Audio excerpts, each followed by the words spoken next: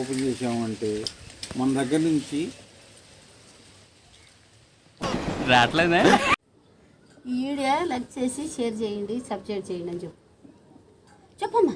నేను హర్టు ఫీల్ అయ్యాను, పొంగుముద్దు పెట్టుకున్నాను. మోక్షిత అమ్మమ్మ ఏం చేస్తుందో అడుగు.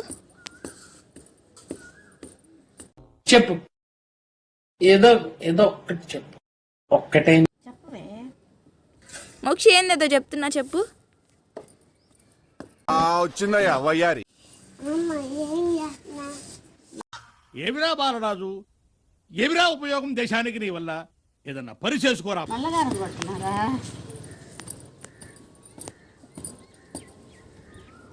అడుగు.